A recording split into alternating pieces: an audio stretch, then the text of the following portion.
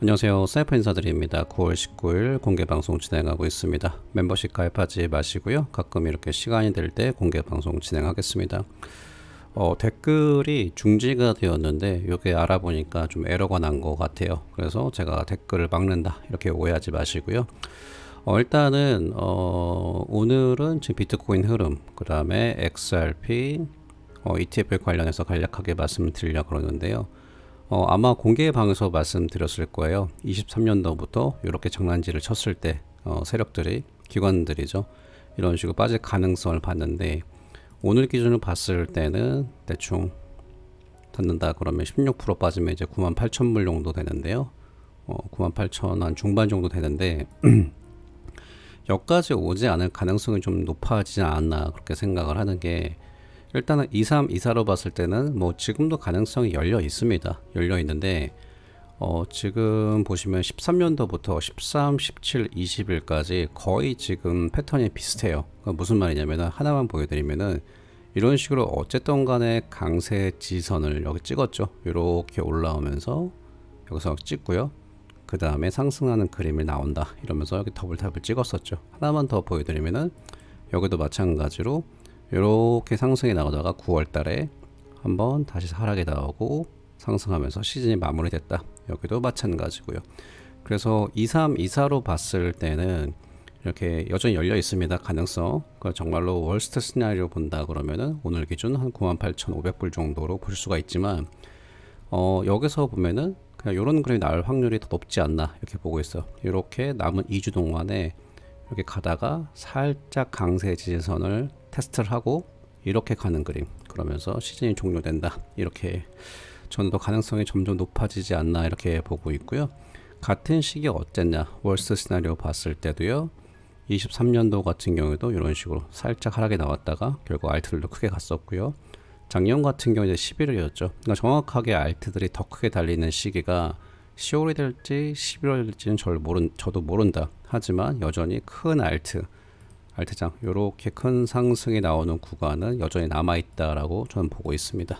네, 참고하시고요. XRP 같은 경우는 뭐 지금 나쁘지도 않고 좋지도 않고 제가 이렇게 말씀드렸었는데 그때부터도 말씀드렸을 거예요. 굉장히 중요한 게 여기를 넘냐 못 넘냐.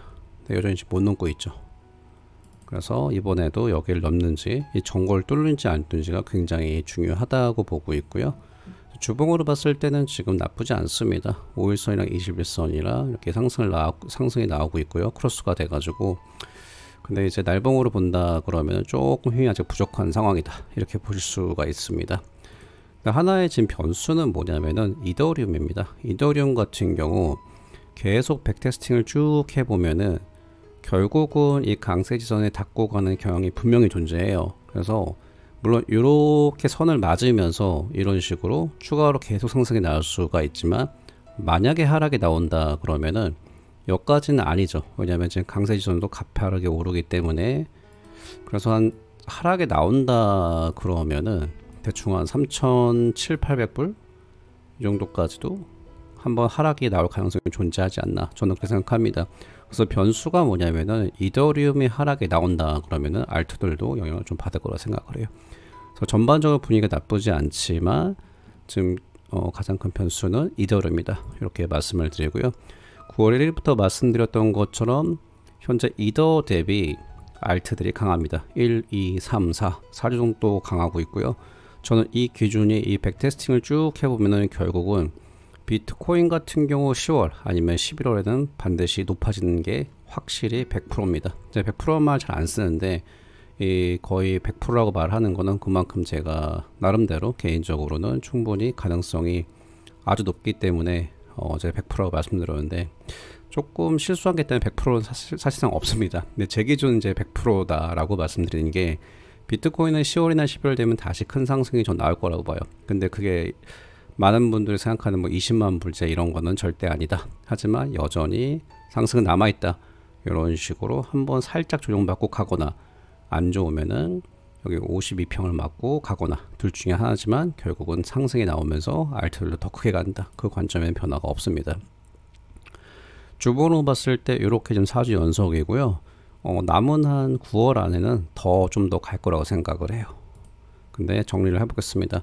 9월 2주간은 알트들이 제가 어저께 말씀드렸잖아요. 추가적으로 달릴 확률이 좀 높다고 생각해요. 그래서 아직은 지금은 이게 보시는 것처럼 이렇게 날봉 보이시죠? 날봉을 보면은 이런 식으로 계단식 한번 이렇게 하락을 주고 하락 주고 다시 하락, 여기서 추가적으로 조금 더 상승이 나올 거다. 어떤 코인이 갈지는 모르죠. 그러니까 요즘에 업비트가 미친 게 그러니까 너무 속이 보이는 것 같아요. 근데 시즌이 이제 12월 정도나 이제 내년, 제가 말씀드렸잖아요. 26년도 이제 1분기에는 끝난다고 보기 때문에 1월.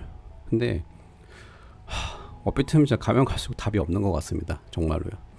그래서 일단은 9월 남은 2주간이나 이제 짧으면 이제 9월 이제 다음 주가 되겠죠. 알트들이 저는 추가적으로 달릴 거라고 보고 있어요. 어떤 코인이 갈지는 모릅니다. 근데 다시 10월이나 좀 10월 중순, 빠르면 10월 초부터는 비트코인이랑 도미넌스 상승. 그러니까 비트코인 상승이 나오지만 앞에 말씀드린 것처럼 바로 큰 상승보다는 한번 하락이 나오거나 하락이 나오고 조정을 거쳐서 더 큰 상승이 나올 가능성이 좀 높다고 보고 있어요. 그래서 알트는 비트가 하락이 나오더라도 과거 프랙탈을 보면은 그렇게 큰 하락은 나오지 않고 10월 11월은 마지막 알트장 마무리, 이때는 저시총 코인들이 더 크게 가는 구간, 이렇게 말씀드리고요. 앞에서 말씀드렸던 것처럼 여전히 큰 변수는 이제 이더리움이다, 이렇게 보고 있습니다. 잠시만요.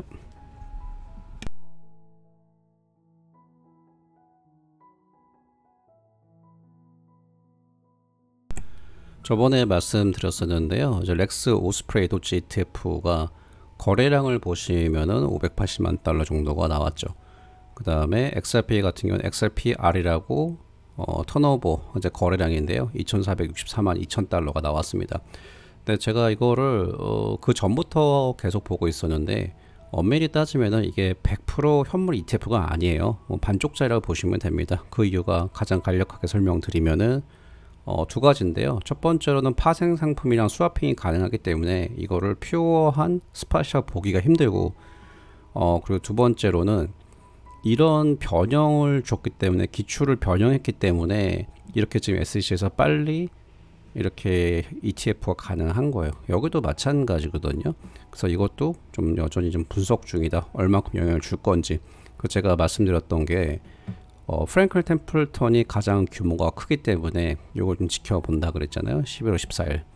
그래서 여기 보시면은 역시나 이건 제가 몰랐었는데 보자마자 이렇게 지금 파트너십을 하고 있다. 그래서 리플이랑 DBS 뱅크, 그다음에 프랭클 템플턴이 이런 식으로 가격을 높일 재료를 좀 준비하고 있다. 이렇게 보시면 좋을 것 같습니다.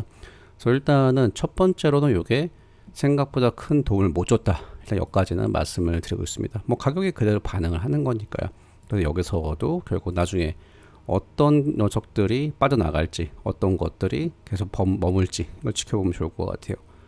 비트랑 이더도 결국은 지금은 나머지 뭐 피델리티다, 그때 뭐 거품이 어마어마했었잖아요. 근데 지금 가장 큰 거 비트코인 ETF 하면 결국은 뭐죠? 블랙락밖에 생각이 나지 않잖아요. 그래서 그런 부분도 염두해도 돼. 조금 더 지켜보면서 이게 얼만큼 가격에 영향을 줄지는 저도 지금 계속 분석 중입니다. 도움이 됐으면 좋겠고요. 즐거운 주말 되시기 바랍니다. 감사합니다.